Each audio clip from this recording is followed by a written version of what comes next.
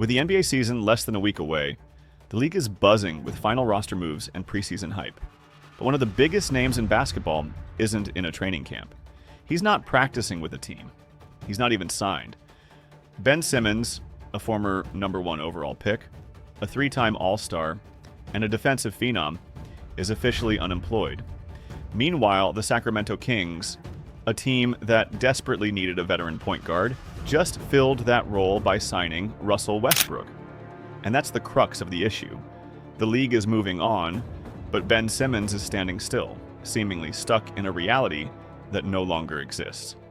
There's no need to rehash the whole saga. It's a story most fans already know. Ben Simmons was once viewed as a generational talent, but his career was a roller coaster. He was Rookie of the Year, an All-NBA defender, and a cornerstone of a contending team. But in recent years, a toxic combination of injuries, inconsistent play, and well-documented off-court drama has led to one of the most rapid and perplexing falls from grace in modern sports history. And now, at a career crossroads, where most players would be desperate for a chance, Ben Simmons is making decisions that have left the entire basketball world asking one simple question. Has he completely lost his mind? Ben Simmons has been stealing money. Jesus Christ. That's all. I thought You gotta ask. You gotta ask him. You have to ask a professional basketball player, getting paid the money he getting paid to shoot.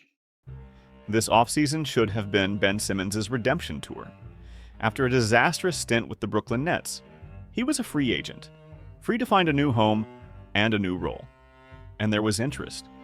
Multiple teams, including the New York Knicks, Boston Celtics, Sacramento Kings, and Phoenix Suns, all kicked the tires, intrigued by the possibility of capturing even a fraction of his former defensive prowess.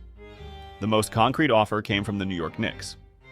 Constrained by the salary cap, they offered Simmons the maximum they could, a 1-year veteran minimum contract. For a player of his age and former stature, it's a humbling offer, but it was also a lifeline, a chance to play meaningful minutes for a historic franchise in the biggest media market in the world. It was an opportunity to prove, on a low-risk deal, that he still belonged. Ben Simmons declined. He turned down the guaranteed roster spot, holding out for a larger contract and a more significant role. A role that, in the eyes of nearly every NBA front office, he has not earned. This refusal to adjust his expectations has become the single biggest obstacle in his career. His reputation for being unwilling to accept a role that matches his current on-court value has become a massive red flag for teams across the league. And the consequences were immediate. As Simmons waited for an offer that was never going to come, the teams that were interested simply moved on. The Sacramento Kings, a team that had a clear need for a player like Simmons, grew tired of waiting and quickly signed Russell Westbrook instead. One by one, the doors began to close. Not because of a lack of talent, but because of a staggering disconnect between Simmons' perception of himself and the reality of his situation. If turning down a guaranteed NBA contract was a red flag, what happened next was a 5-alarm fire. Shortly after the news broke that Simmons had rejected the Knicks' offer, his own agent publicly parted ways with him. In a statement, the agency cited differences in career direction as the reason for the split. In the world of professional sports, this is the nuclear option. Agents and players part ways, but it is incredibly rare for an agent to drop a high-profile client in the middle of free agency.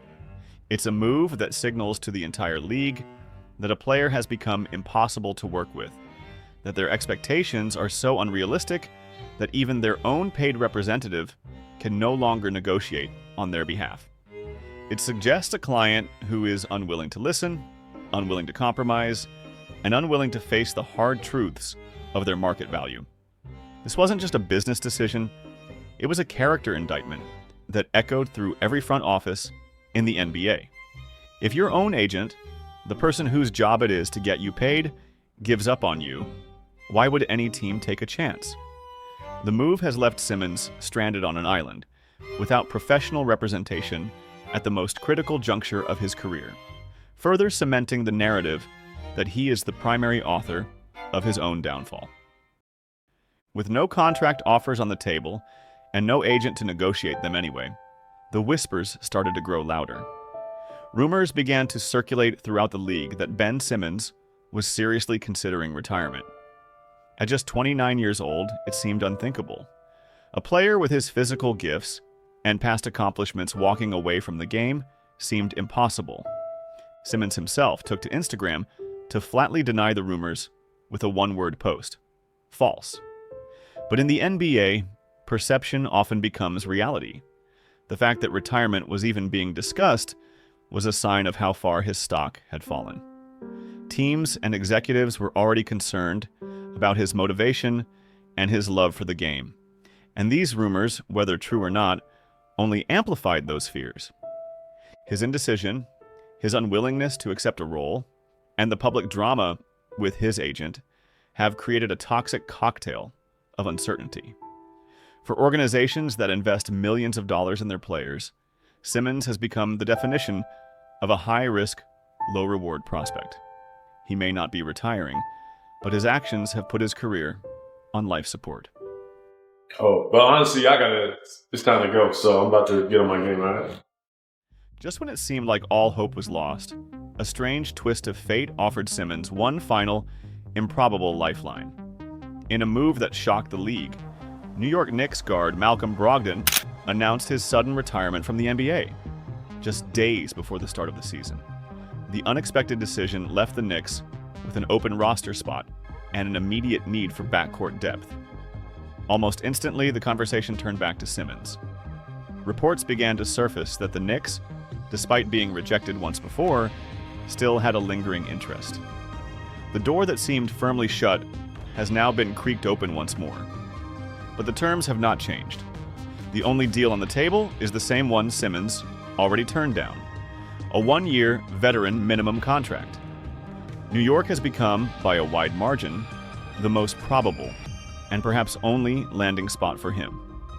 The situation has become a high-stakes test of pride versus pragmatism. The Knicks need a player. Simmons needs a team. It's a perfect match on paper, but it all comes down to one question: is Ben Simmons willing to swallow his pride and accept the role of a reclamation project?